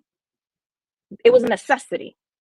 And that necessity brought people together to be in conversation and to politically educate and raise the level of consciousness of a people. And then it was co-opted. But we need to think about what's radical now. What's revolutionary now? What does it mean to protect and defend now? What does it mean for us to be in conversation with communities and actually build the trust? So for us in this moment, we're having conversations with national organizations that do work around labor, day labor organizing. We're having conversations with communities that are Black, Brown, Indigenous. We're having conversations with communities that have been doing work around abortion rights. We're having conversations with people that are doing work around cop cities. And how do we bring all these people to one room with the understanding that we're all different, and that to be able to have unity, we don't need uniformity, and that egos need to go out the door right now, because what we need to do is build something that's bigger than any one organization. And so that's what we're working on at the moment. And we're doing it, again, with the idea of mobilizing people on the 20th across the country. But beyond that, how do we build trust in these processes of working together, of struggling together, of building analysis together, which is something that we haven't done as the left for a long time. And it's something that we haven't done in communication with other communities and other organizations, because sometimes we feel that we're too left to be in conversation with regular people. I saw Geechee or Ricky, did you highlight some of these? I saw some of these comments were highlighted. Did you want to? No, I don't have those powers, Jared. Are you serious? Really? So I mean, I think this comment, there are so many tools other than the electoral politics. I don't think that, again, we engage in electoral politics in any type of radical sense. And I think you mentioned saying putting your political line out there, putting the social order that you are struggling to organize for, and then counting your forces. Like, I just don't think that we see the electoral politics, especially on the left, as a major mainstream scale of political education. I don't know that that's. We was talking earlier about like giving up the site of struggle on campuses, but I feel like also in electoral politics, that's what we do as well. It's like we're not into that shit. We're not doing that. But that's like a major, I guess, major place to do that. So I wonder what you think about, again, organizing but doing PE or using the electoral politics as a major tool for PE. I think we need to be everywhere our people are. And we need to be in every conversation our people are engaged in. That is one of the biggest powers of the ruling class. And obviously they have the mechanisms and they have the apparatus, but we need to be able to work with a level of sophistication and a way of tactics that allows us to reach the hearts and minds of our people. If our people aren't moved, they won't do what they need to do based on their interests. They need to be moved. And in order to be moved, we need to be there with them. And so I think it's important for us to realize that whether we have chosen or not to let go of the electoral political scene, our people haven't yet. Our people are still having conversations about elections. So why not intervene in that space? And not intervene in that space in a judgmental way, but in a way of deconstructing whatever ties they have with the ruling class parties, whatever ties they have with the ruling class agenda. We need to be in that conversation. And a way of doing that massively is actually having the type of third-party campaigns that we had this year.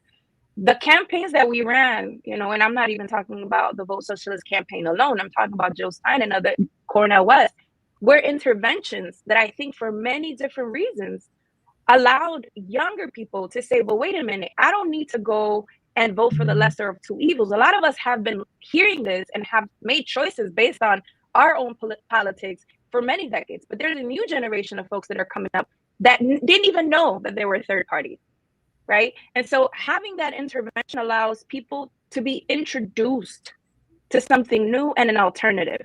And that's very valuable, because it's through those spaces that a lot of the folks then understand that there are other organizations that have alternative programs, alternative politics. Now, the deficiency for the left comes if we don't have parties that are actually engaged in doing work day to day, because then you move people in the continued electoral race every 4 years, every 4 years, every 4 years. And what we want to do is build stronger fighters for our struggles every day. We want to build the consciousness and deepen the class consciousness of our people every day. We want to move our people to act, to transform society every day. So if we don't have the mechanisms as a party to hold what comes, then that becomes a problem. And I'll just share, like, for us as a party, in the last 2 weeks, we've had over 4,000 new applications. That's huge in 2 weeks. That means like about 100 people a day or so that are applying to the party, because of the historical context, and also because we weren't there as a Vote Socialist campaign promising that we would win. We were promising struggle. We were letting people know that you're signing up for a long march in this revolutionary process, and that there is a level of commitment, and there are folks that will become members of the party. There are folks that will be part of the periphery of the party. There are folks that will join movement, join other organizations, because we were also talking about that. We were talking about the need to build political organization, and building political organization doesn't only mean building a party. It means building organizations like BAP. It means building organizations like student organizations, like labor unions, like anywhere you are, from wherever you are, politicizing that space, because there is a political component of it. And so, folks may not see for themselves, right, the necessity to intervene in that space. But I believe that if we're really serious about moving our people, we need to be everywhere our people are, and we need to organize everywhere our people are. I guess my follow-up to that is what just recently passed in the House. There's criticisms could be made about the nonprofit industrial complex, for sure, but it's also been a sort of tool that has helped, if we talk about fiscal sponsorship, etc., that has helped the more grassroots organizations be able to sustain.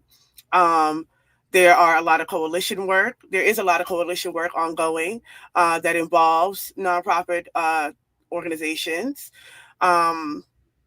What do you see happening here? I think that this does raise a particular contradiction that needs to be raised in terms of how the utility and the uses. And I think you talked about a little bit earlier, you mentioned our reliance on these sort of dependencies on these sort of things, and needed to go back outside and touch grass.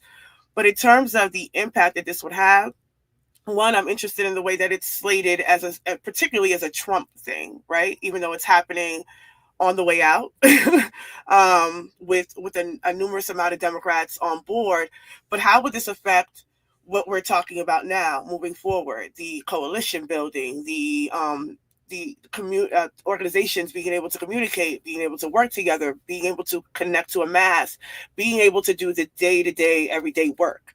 What impact do you see this having? And is this something that is detrimental? Is this the end-all to be-all? Where do we go from here? I mean, HR 9495 is something that is not in any way, shape, or form disconnected from the ruling class agenda. I mean, nonprofits and philanthropy have been a tool.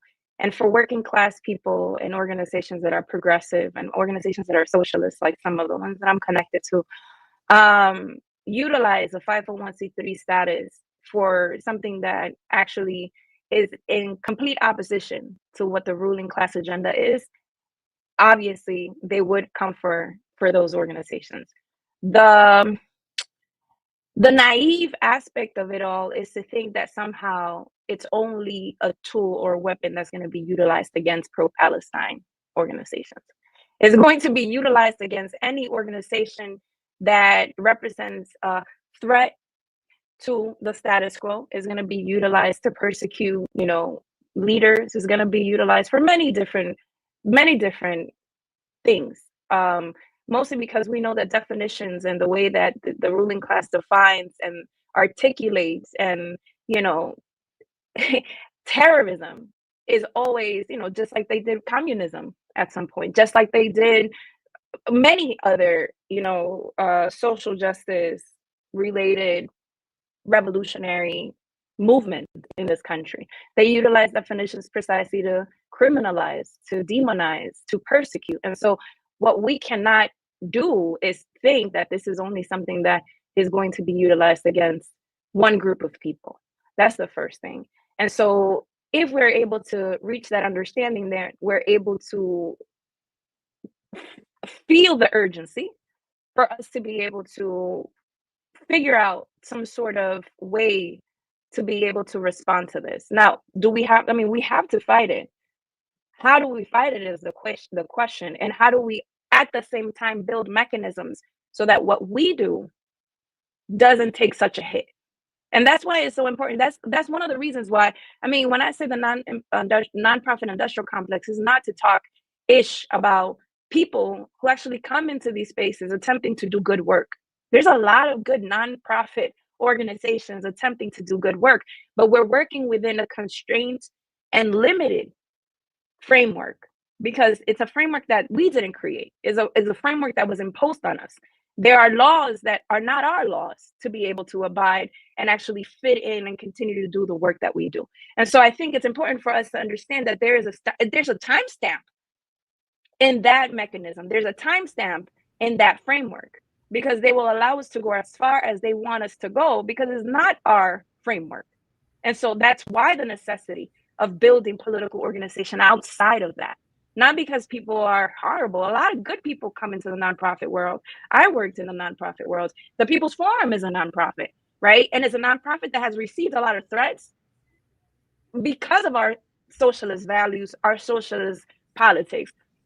And so we are not saying that it's a mechanism that is not useful. What we're saying is that it's useful, but it has its limits. And it has its limits because we have been given the regulations to abide, and whatever we do and we don't do that they like or dislike, they get to choose whether we continue or not. So political organization outside of philanthropy, outside of that 501c3 status is important. Mm-hmm. And we should aim to build those. We should aim to build our revolutionary work, our political work outside of our paid jobs. It should be a commitment. It should be something we do after because, again, we don't get to decide whether we have it or not. You have HR 9495, which most likely be signed by Biden and given as a tool to Trump because that is what they do. So how do we prepare for that if we're not building community and building organization outside of that status? Yeah, I appreciate that. I think one of the things to note too is that this isn't the first instance of it. Reagan changed the entire 501c3, the way that you could apply for it in for the reason to affect radical organizations that were using those mechanisms. And then I know that with Africa Stream and all these other sectors, that this is something that we need to be prepared for coming. I think my final question is more like geopolitical, because I'm interested in you have a particular understanding of the global South, but in Latin America and the Caribbean specifically. I wanted to engage because I did ask them what is to be done, but we have Marco Rubio potentially coming. And listen, you're right. So the thing for me has been that the high alert that he's going to take this position. But I think that what people don't or have not really been aware of is what he's been doing these last 4 years and the policies that he has written and the bills that he has gotten passed in these last 4 years that have been bipartisan, like the sanctions against Nicaragua with Kane.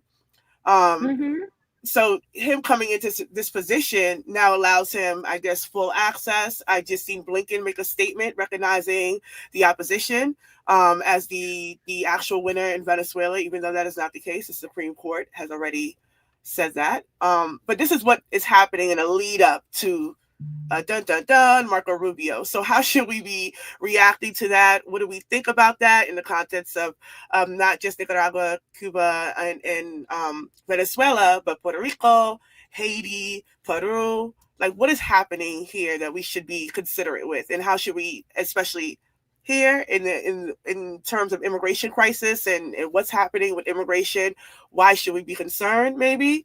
But what do you think is going to happen, and what should that fight back look like? I mean, we should be really clear. Marco Rubio has been unhinged for a long time, and he's the darling of imperialism when it comes to this region specifically. The heightened attacks on Cuba, the heightening of sanctions in Venezuela, the attacks on Nicaragua, like you mentioned, the continuous interventions in Haiti, like you name all of these different things, and it has Marco Rubio written all over it. And I think we need to be really, really understanding, and we really need to be clear of the fact that these international, these regional, right, to say the American region, but international issues impact the working class in this country. When people talk, Trump, right-wingers, warmongers talk about migrants, they fail to mention the fact that a lot of them are coming from sanctioned countries, from countries that are blockaded by the United States government, by countries that have been strangled politically, that have become neo-colonies in some ways to the United States. Like Haiti is a neo-colony of the United States. Like, we need to understand the ways in which U.S. imperialism operates, and understand that capitalism as we live it in this country is only the domestic expression of U.S. empire. And so our task needs to be one of building an internationalist, not only idea, not only value, but work and practice. And I think, the reasons it's so interesting that you hear Trump and some of these very right-wing conservatives and Democrats talk about migration as if it happens in a vacuum. And then they continue to push war that actually creates the migration. There are 3 reasons why there are over 160 million people moving across the world right now: war, sanctions, and climate catastrophe. And the United States has its hands in all 3 of those things. And so I think that there's a level of responsibility and deepening of the consciousness of our people to understand those connections. But again, we have to do the work. So all of the work that we do domestically has to have an aspect, an element of an international solidarity, of an internationally awareness, an internationally understanding of our class. And I think, again, it's our task to do it. We could talk all about it and do all the analysis and have all of that. But unless we're building those connections, we're going to need to do more solidarity work around Cuba.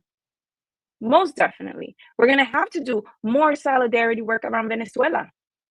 We're going to have to do more solidarity work around Haiti. And what does that mean in our communities? There are Haitian communities in this country. There are Cuban communities in this country that are not against the Cuban Revolution. There are those that are here for the same economic reasons that any other country has had their migrants come to this country. And so how do we organize, and how do we educate, and how do we build the relationships with those communities is important.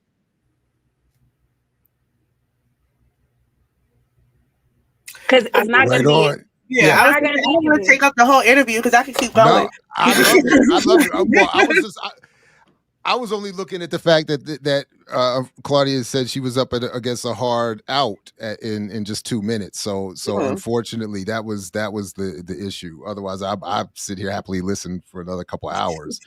But thank you both for that discussion. And Claudia, whenever you can come back, we'll work it out. I'm down to come whenever possible. I would have stayed longer, but I can't. I know. No, I love y'all. Yeah. We'll see you. Likewise. Yeah, we'll see you soon. Yeah. Come back and talk some more liberation theology so we can get Jared saved. He's a heathen in the streets. let's Between do you this. and child of God. It's okay. You know what I'm saying? Like I think he's one of the most faithful people I've met. Oh, I'll take We can it. have that conversation too. You know, Yeah, you don't have Jay. to be. I look You don't have forward to to that. proclaim. You don't have to proclaim it to do it. Sometimes you do it and you don't even say it. So it's all good. All right, Fair y'all. enough. Thank you All very right, much. Thank y'all appreciate so you. much. Peace. Peace to you as well. Take care. No, that was dope. That was dope. A little bit, Goddess. A little bit. He up in there throwing fire at the chats. Fire. Well, I admit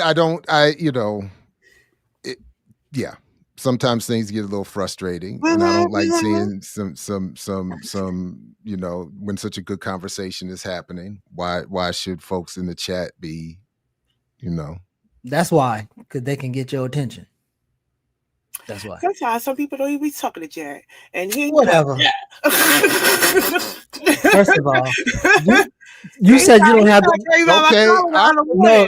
listen, you said you don't have the capabilities, but I'm telling you, when you're looking at that chat and people saying something, it look like they're talking to you. So it's really hard to know the tone. So it's rough. Shit rough sometimes. You'll be trying to read for tone in the chat.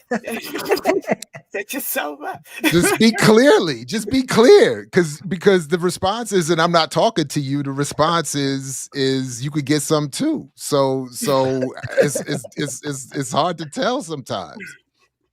But listen, the one thing is that where we at least agree upon on the screen here is that the solidarity cannot be solely with the United States. And this exclusive argument that folks want to make.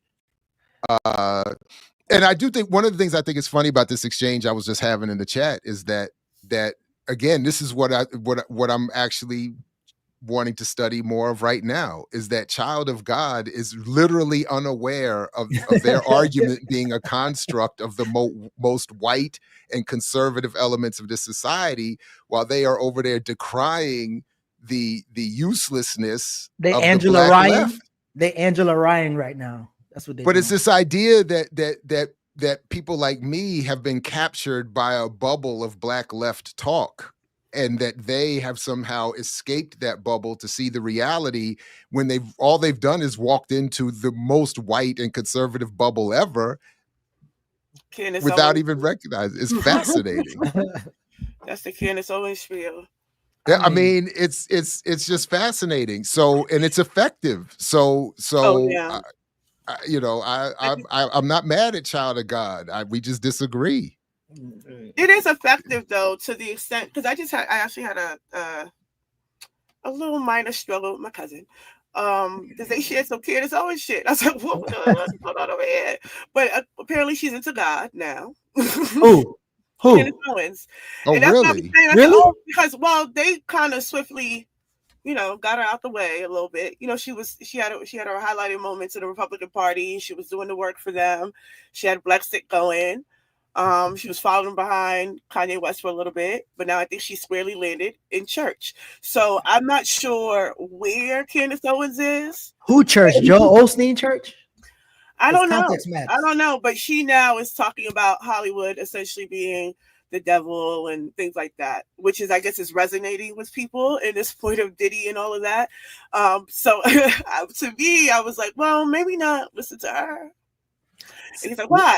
It's facts. I was like, well, I don't know about facts. So since Sheena brought this up, I'm sorry, but this is an example of taking something out of context. So when I was drinking my coconut water and Claudia was on, Sheena post this, and I'm like thirsty, and I was about to respond, and then she cleared it up with she's talking about the coconut water. So you see how that can be taken out of context.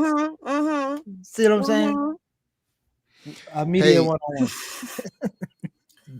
You only got 200 words in that chat, Jared. Okay, y'all can spiel for 25 minutes straight, no cutoff. Oh my goodness! Oh my goodness! Wait, for real? It's a chat limit?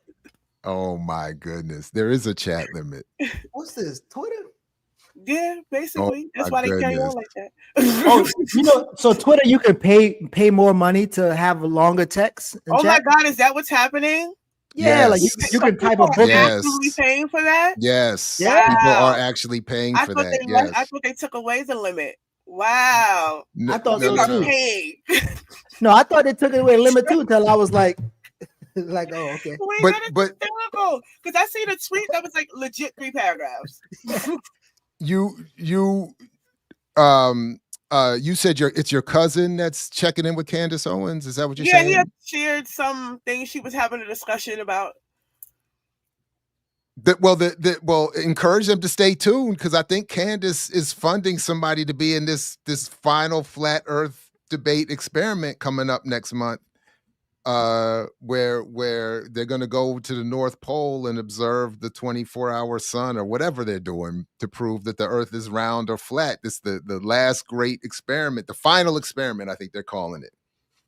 And behind that is a lot of the argument in defense of the biblical, the Bible's approach to God.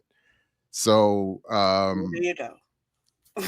so Candace is in the mix. She's paying. I'm just she's finding funding. out all type of things. I thought Candace Owens got married, but her name was always Owens since we've known her. Her husband's name is Owens, or did he change his? No, the husband is British, right? He comes from Brexit stuff. But his last name Owens too. So like, I'm confused. Or did he take her name? Yeah, that's what I'm about to figure out. Oh He had to wow, take her her husband. name. Oh wow, wow. Yeah, that's how she. I mean, she's not. They're gonna find Santa too.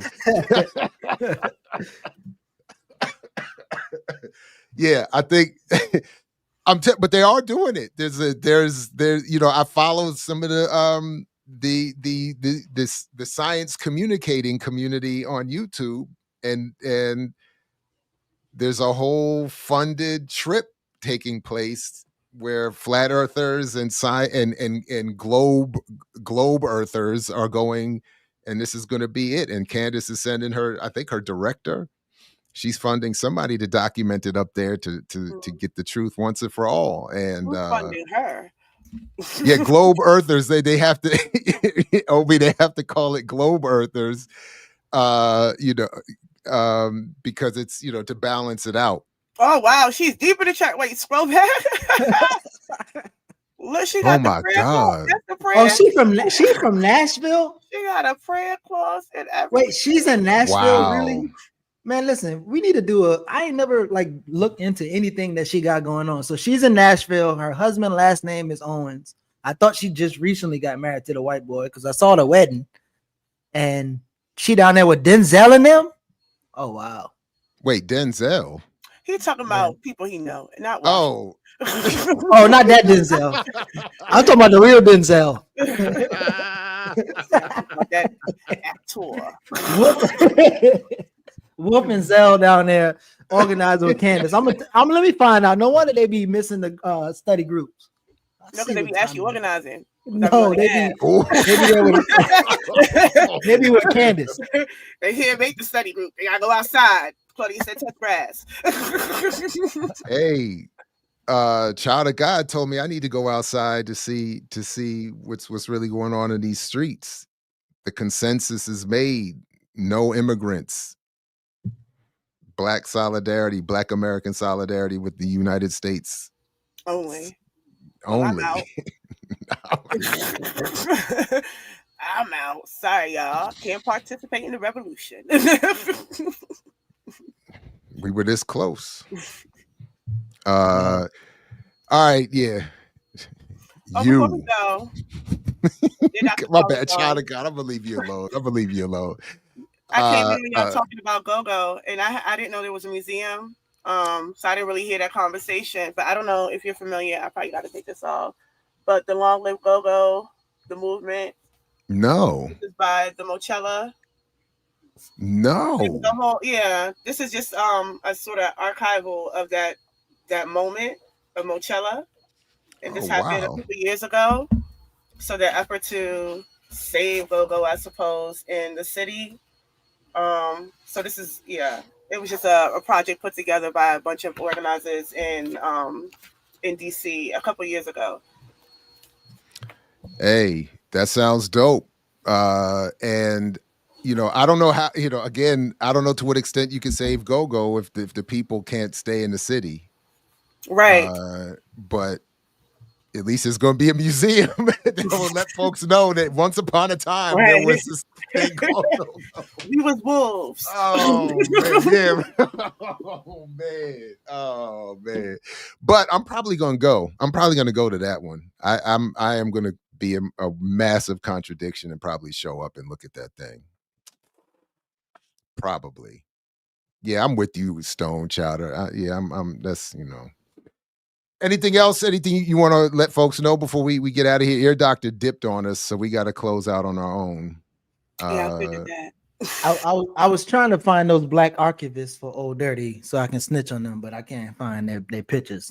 But one of them was from Emory, the other one from Georgia Tech, and another one was, and the last one was from all of the black colleges in Atlanta. And the one from Georgia State and the black college in Atlanta, the one who was kind of like, if you're not a academic archivist, then you gotta depend on us. And then the one from Emory collected them together. But it was an interesting little panel. But we do have we are studying Ajamu's book on organizing defense against white supremacy. So anybody want to come through? You better say that whole title. You're right. but it's organizing defense. It's a long ass title. Matter of fact, you want me to read it? It's the title is Organizing, a Guide for Organizing Defense Against White Supremacy, Patriarchy, and Fascist Violence. So, Barter and Build, you can come through, study with your peoples.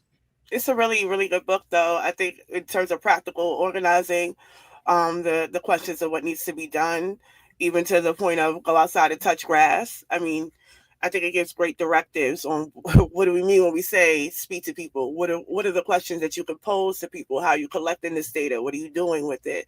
How are you collectivizing a unit of people? What makes an organization? How do you start one?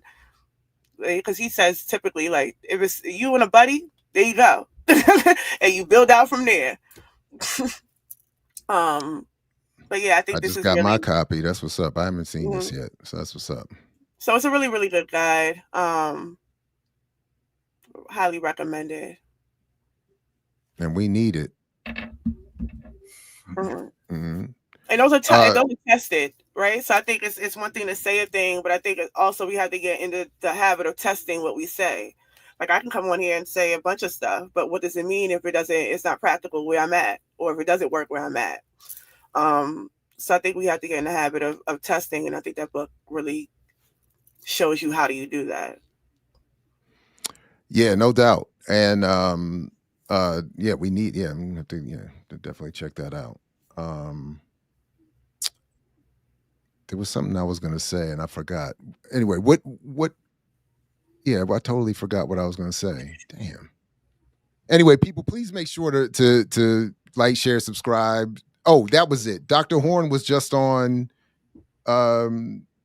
LSR with Dr. CBS and Layla Brown. So go check that out. He was just here if you missed it. So there it is. And hit the like button. What did I say? Did I not say LSR? What did I say? Oh, I don't know. Yeah. Life Study Revolution. Oh, Dirty. Hit me up on social media. One of them social media, Instagram, Facebook, one of them things. All right. Peace to you, Brother Jamil, as well. All right, everybody.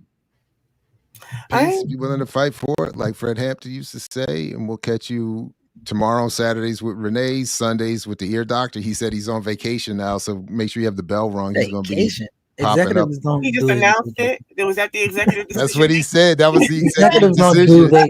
That he's on vacation and he's going to be around the platform more in the next, I don't know, week or so. So. Oh, he on a week vacation? I don't know. I mean, DJs gets break too. Come on, man, get a drum or something. For a week? Yeah. I'm really not clear what he was saying, but his point was he was going to be around more. So I don't think he's on vacation from us. I think he's on vacation from the school, the other job. Okay. I'm not. But I saw. And Yeah, his point was where his priorities lie. And there it is. And there it is. All right.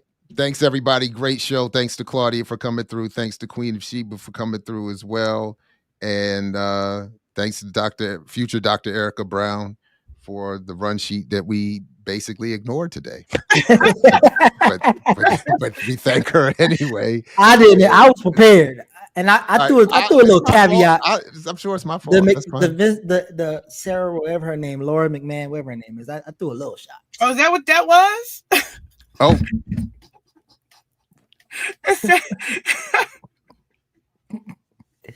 I did intend to talk about that, the McMahon and the new Betsy DeVos, because she about to privatize the rest of the education. So, but never mind, we ain't had time to talk about it next time. I mean, Linda McMahon was already. This will be her second time in the Trump administration. Yeah. Back again. It's gonna be great. It's gonna be great. Looking forward to these next. Yeah. All right. All right, everybody. All right, Africans. Y'all know how to say goodbye. Wrap it up. Yeah, it is.